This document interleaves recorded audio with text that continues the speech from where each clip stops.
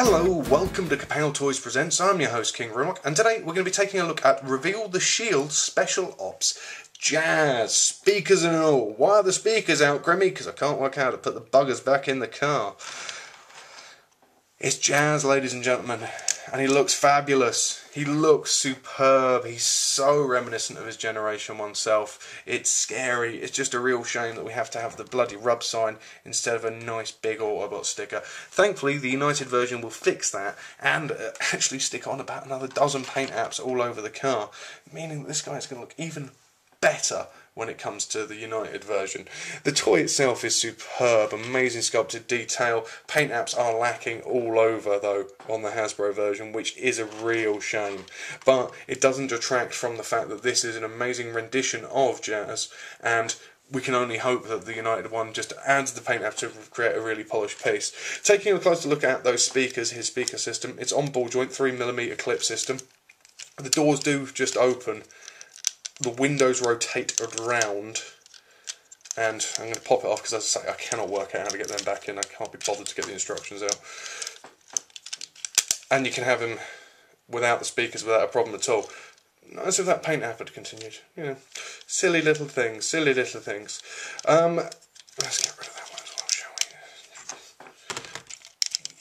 we? The detailing on it's superb. It is a very basic looking car, but it looks like Jazz. You feel Jazz when you look at that car. You see Jazz, you go, "Ooh, that's Jazz. That'll do nicely."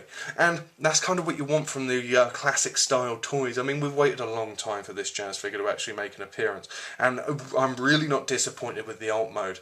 Now, the robot mode is even better. And Jazz's robot mode does a wonderful job of homaging the G1 counterpart, but also bring it into the modern day with amazing level of articulation, a nice involved transformation, and storable weapons, which is always a bonus. Now, he does have problems, which sort of takes him away from the level of greatness he should have achieved.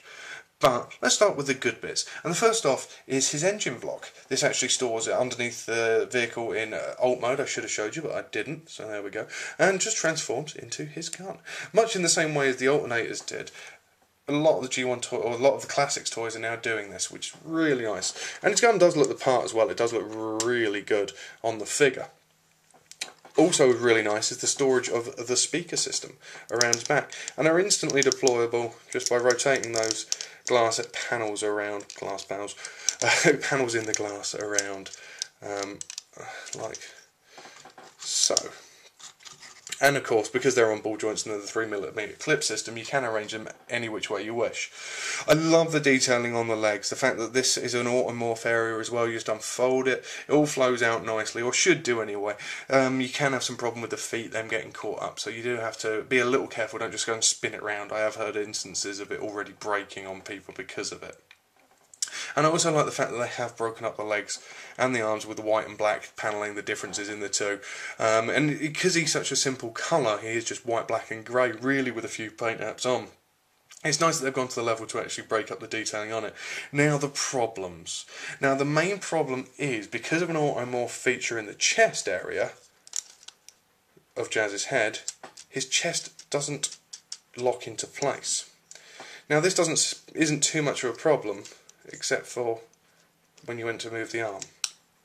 Now, the back clips in to a degree, so it will hold it in place, but it doesn't really do a fantastic job of it. So while he is great on display, when you're trying to pose him and if you're reaching in to try and move an arm, you are going to struggle with it. So, to be honest, it's an oversight by Hasbro, which a little clip would have solved.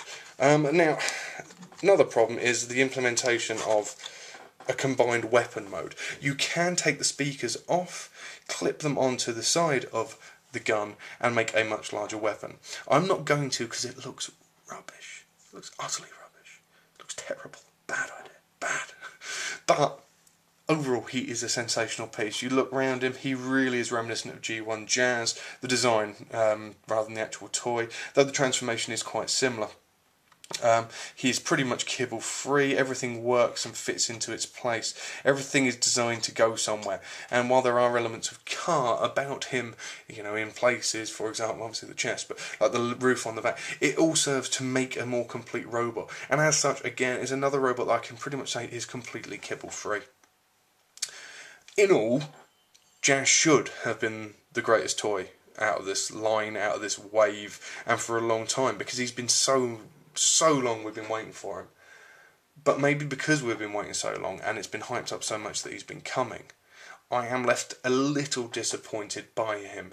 While he only has a couple of minor problems, those minor problems do really serve as a hindrance to my enjoyment of the toy. He looks fantastic on the shelf, he's a worthy addition to any collection, but maybe he isn't as good as everybody had hoped he'd be.